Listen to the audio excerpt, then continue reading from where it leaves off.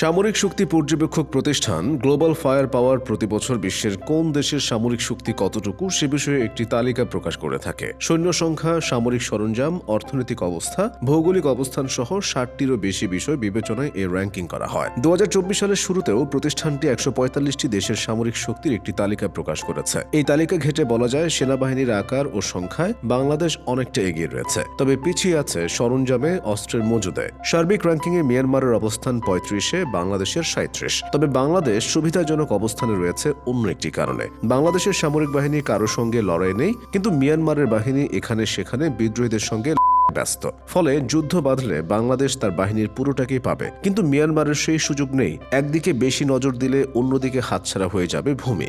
বাংলাদেশের সামরিক বাহিনীতে নিয়মিত সৈন্য সংখ্যা 1,63,000-এর মতো। বাংলাদেশের চেয়ে প্রায় 5.5 গুণ বড় দেশ মিয়ানমারের এই সংখ্যাটি প্রায় 1.5 লাখ। বাংলাদেশে আধা সামরিক বাহিনীর সংখ্যাও বিশাল, প্রায় 68 লাখ। মিয়ানমারে আছে কেবল 55,000। তবে লোকবলের একদিকে বাংলাদেশ কিছুটা পিছিয়ে। মিয়ানমারের 20,000 রিজার্ভ ফোর্স রয়েছে, বাংলাদেশে এ ধরনের কোনো বাহিনী নেই। মিয়ানমারের তুলনায় বাংলাদেশের প্রতিরক্ষা বাজেট অনেক বেশি। বছরে বাংলাদেশের ব্যয় প্রায় $700 কোটি, মিয়ানমারের যা $270 কোটি মতো। এবার দেখা যাক সরঞ্জামের দিক দিয়ে কে কোথায়। আধুনিক যুদ্ধে যুদ্ধবিমান হয়ে উঠতে পারে লড়াইয়ের নির্ণায়ক। সেদিক থেকে অনেকটাই পিছিয়ে রয়েছে বাংলাদেশ। বিমান বাহিনীর কাছে উড়োজাহাজ আছে 216টি, এর মধ্যে যুদ্ধ বিমান 44টি। মিয়ানমারের বিমান বাহিনীর মালিকানায় বিমানের সংখ্যা 293টি, যুদ্ধ বিমান 58টি। বাংলাদেশের সামরিক বাহিনীর কাছে বিশেষ যুদ্ধ বিমান রয়েছে 4টি, মিয়ানমারের আছে 5টি। হেলিকপ্টারও এগিয়ে মিয়ানমার। দেশটির হাতে আছে 80টি বিমান, এর মধ্যে অ্যাটাক হেলিকপ্টার 9টি।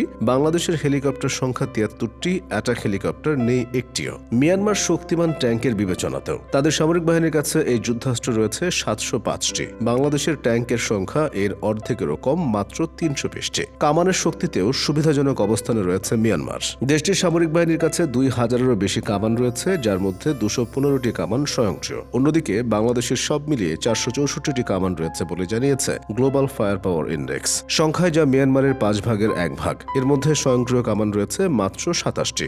একসঙ্গে কয়েকটি রকেট ক্ষেপের স্বয়ংক্রিয় অস্ত্র, মোবাইল রকেট প্রজেক্টরের দিক দিয়েও পিছিয়ে বাংলাদেশ। মিয়ানমারের হাতে এ ধরনের অস্ত্র আছে 580টিরও বেশি, বাংলাদেশে রয়েছে মাত্র 71টি। নৌ শক্তি বিবেচনায় এগিয়ে আছে মিয়ানমার। দেশটির নৌবাহিনীর যুদ্ধজাহাজের সংখ্যা 362টি, বাংলাদেশে আছে 190টি। সাবমেরিনের সংখ্যাতেও এগিয়ে মিয়ানমার। তাদের হাতে ডুবোজাহাজের সংখ্যা 3টি, বাংলাদেশ নৌবাহিনীর হাতে রয়েছে 2টি। তবে মিয়ানমারের ফ্রিগেট আছে 6টি, বাংলাদেশের 7টি। মিয়ানমারের করভেট যুদ্ধজাহাজের সংখ্যা 3টি, বাংলাদেশের 6টি। সামরিক যানের সংখ্যাও বাংলাদেশের বেশি, 13,000-এরও বেশি সামরিক যান রয়েছে এদেশে। মিয়ানমারের হাতে আছে 8,000-এর কিছু বেশি। মিয়ানমার বা বাংলাদেশের কারো কাছেই বিমান ও হেলিকপ্টারবাহী কোনো রণতরী নেই। নিরাপত্তা বিশ্লেষকদের মতে এবার মিয়ানমারের সেনাবাহিনী নিজ দেশের কাছে মার খাচ্ছে। এই অবস্থায় তারা বাংলাদেশের সঙ্গে যুদ্ধে জড়াবে না। আসলে মিয়ানমার যেন প্রতিবেশী কোনো দুষ্টু বালক, যে সময়ে সময়ে নানা যন্ত্রণা দিয়ে পড়শিদের অতিষ্ঠ করে ফেলে। পার্থক্য হচ্ছে পাড়ার দুষ্টু ছেলে দুষ্টুমিগুলো করে নিছকই মজার ছলে, বড় হতে হতে সে নিজেকে শুধরে নেয়। কিন্তু চির অবাধ্য মিয়ানমার বাংলাদেশের সাথে যা করে তার বেশিরভাগই গায়ের জোর সুলভ নিকৃষ্ট এজেন্ডা। তাই তো 10 লাখেরও বেশি রোহিঙ্গা বাংলাদেশে ঠেলে দিয়েও এই দুষ্টু প্রতিবেশীর পেট ভরে না। বারবার তাগাদা আর চাপ তো আমলে নিচ্ছেই না, উল্টো গৃহযুদ্ধের কারণে আবার তৈরি হয়েছে অনুপ্রবেশের শঙ্কা। সীমান্তে বাংলাদেশের মানুষদের জীবনও হয়ে উঠেছে দুর্বিষহ। ওপারে সামরিক বাহিনী আর লড়াইয়ে উড়ে আসা গোলায় বাংলাদেশের মানুষ, আহত হয়েছে অনেকে। 2008 সালেও একবার দ্বার প্রান্তে চলে গিয়েছিল বাংলাদেশ ও মিয়ানমার। বঙ্গোপসাগরে একটি সম্ভাব্য গ্যাস ক্ষেত্রের নিয়ন্ত্রণ নিয়ে বিরোধে সাগরে যুদ্ধ জাহাজও পাঠায় দুই পক্ষ। পরে দক্ষিণ কোরিয়ার মধ্যস্থতায় পিছু হটে মিয়ানমার। 2000 সালেও দুদেশের সীমান্ত রক্ষা বাহিনীর মধ্যে লড়াই বাধে। নাফ নদীর তীরে বাঁধ নির্মাণকে কেন্দ্র করে এই যুদ্ধ স্থায়ী হয় 3 দিন। সেবারও পিছু হটে প্রতিবেশী এই দেশটি। এবারও স্বরাষ্ট্রমন্ত্রী জানিয়ে দিয়েছেন, গায়ে এসে পড়লে ছেড়ে দেবে না বাংলাদেশ। এর মধ্যে সীমান্তে বিজিবির উপস্থিতি ও শক্তি বৃদ্ধি করা হয়েছে।